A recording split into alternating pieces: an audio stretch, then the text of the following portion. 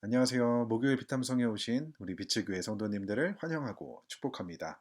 오늘도 함께 하나님의 말씀을 읽고 공부하는 가운데 하나님의 아들을 믿는 일과 아는 일에 우리 모두가 하나가 되고 예수님을 더욱더 닮아갈 수 있는 우리가 되었으면 좋겠습니다. 기도로 오늘 비탐성 시작하도록 하겠습니다. 하나님 감사합니다. 이번 한 주 시원한 날씨를 주셔서 감사하고 또 바쁜 우리의 일상 속에서도 우리의 마음을 하나님의 말씀 앞으로 인도하여 주셔서 이렇게 하나님의 말씀을 공부하게 하여 주시니 감사를 드립니다.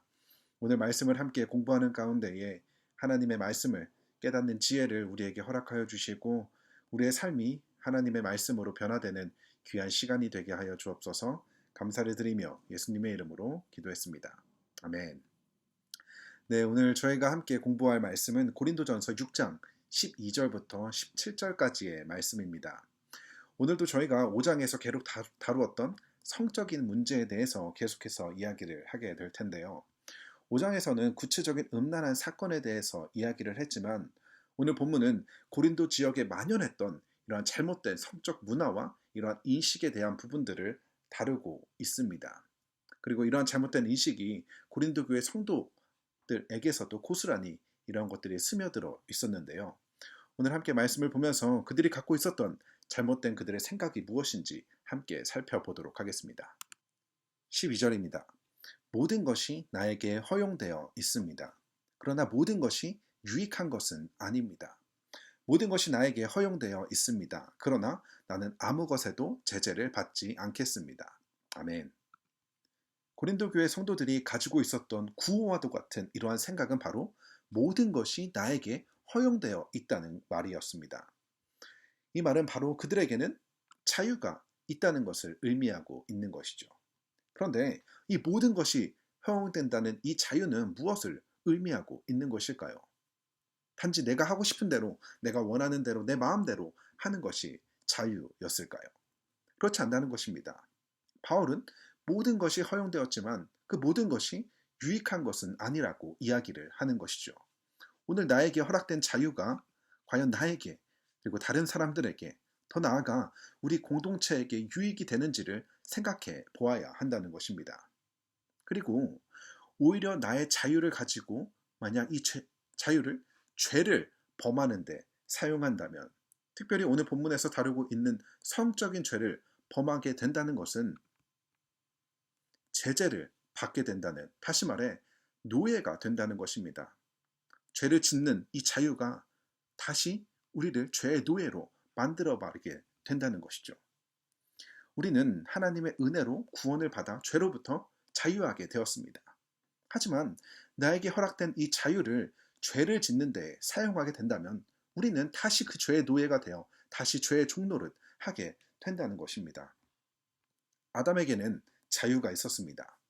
선악과를 먹을 수 있는 자유, 그리고 먹지 않을 수 있는 자유가 있었습니다. 하지만 선악과를 먹는 그 자유는 아담에게 아무런 유익을 주지 못합니다. 그리고 선악과를 먹음으로 아담은 하나님이 아닌 자기 스스로가 하나님이 되어 진정한 자유인이 될 것이라고 생각했지만 하나님의 말씀에 불순종하여 선악과를 먹음으로 아담은 자유인이 되는 것이 아닌 오히려 죄의 노예, 죄의 종이 되어버리고 말았던 것입니다. 바울은 고린도 교인들이 생각했던 자유가 얼마나 잘못된 생각인지를 오늘 본문에서 알려주고 있는 것이죠. 그리고 이어서 13절을 보게 되면 음식은 배를 위한 것이고 배는 음식을 위한 것입니다. 그러나 하나님께서는 이것도 저것도 다 없애버리실 것입니다.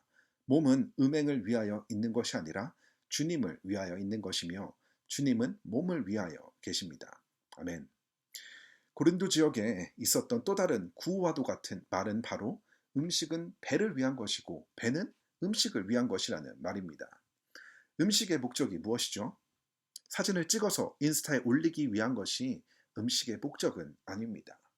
음식의 목적은 배고픈 배를 위한 것이죠. 그리고 배는 음식을 저장하기 위해서 존재하는 것이 맞습니다. 이러한 식욕은 너무나 자연스러운 육체적인 본능인 것이 맞습니다. 하지만 이러한 본능을 음행으로 연결시키는 문제를 범하게 되는데요. 성욕도 이러한 육체의 본능 중에 하나이기 때문에 성적인 욕구를 채우기 위해 음행을 범해도 괜찮다는 잘못된 생각을 가지게 된 것입니다. 하지만 우리의 몸은 결코 육체적인 본능과 욕구를 채우기 위해서 존재하는 것이 아니라고 바울은 이야기합니다. 바울은 우리의 몸은 누구를 위해서요? 바로 주님을 위해서 있는 것이고 주님은 우리의 몸을 위해서 있는 것이라고 이야기를 합니다. 예수님께서는 우리에게 영원한 생명, 그 부활의 몸을 주시기 위해서 십자가에 달려 죽으시고 부활하셨습니다. 그러한 은혜와 사랑을 받은 우리는 나의 몸을 나의 본능과 욕구를 채우는 데 사용하는 것이 아니라 나를 위해 십자가에 죽으시고 부활하신 그 주님을 위해 사용해야 한다는 것입니다. 바울은 계속해서 우리의 몸의 중요성에 대해서 이야기를 하게 되는데요. 14절입니다. 하나님께서 주님을 살리셨으니 그의 권능으로 우리도 살리실 것입니다. 예수님께서 부활하셨을 때에 예수님의 몸에 부활이 있었습니다. 부활하신 예수님께서는 제자들에게 자신의 못자국과 창자국을 보여주셨습니다. 예수님의 몸에 부활을 보여주신 것이죠. 그리고 고린도전서 15장 20절을 보게 되면 예수님께서 부활의 첫 열매가 되어 주셨다라고 이야기를 합니다.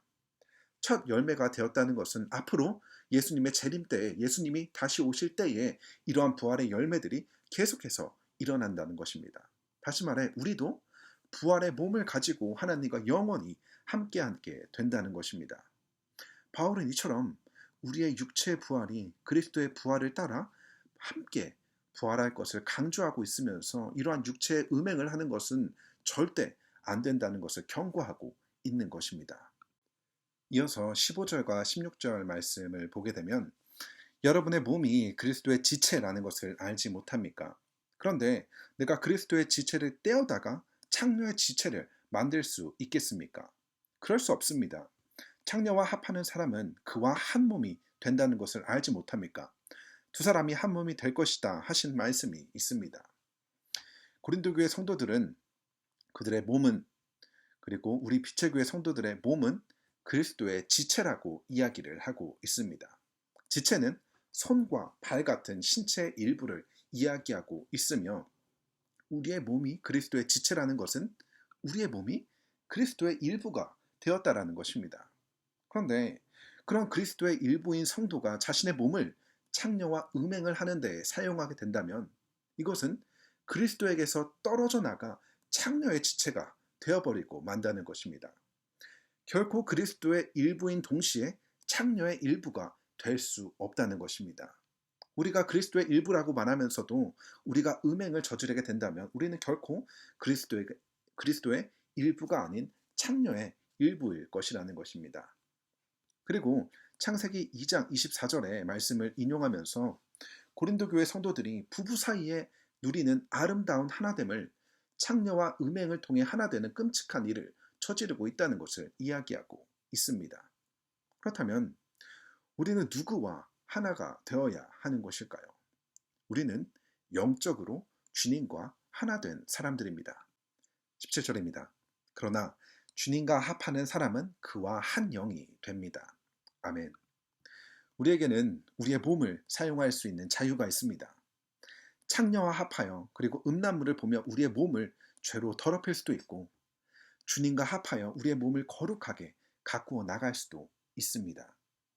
하나님께서 우리를 너무나 사랑하셔서 주신 이 자유를 우리는 어떻게 사용해야 할까요? 기도하겠습니다. 주님 감사합니다. 오늘도 말씀 공부를 통하여서 우리의 몸을 어떻게 사용해야 하는지를 발견하게 해주시니 감사를 드립니다. 주님의 피값으로 사신 우리의 몸을 하나님이 기뻐하시는 곳에 그리고 거룩하게 사용하는 우리 모두 될 수 있도록 도와주시고 세상에 그럴듯한 말로 포장된 음란의 죄와 결코 타협하지 않는 우리의 몸을 거룩하게 지켜내는 우리 모든 빛의 교회 성도님들 다 되게 하여 주옵소서. 감사를 드리며 이 모든 말씀 예수님의 이름으로 기도했습니다. 아멘.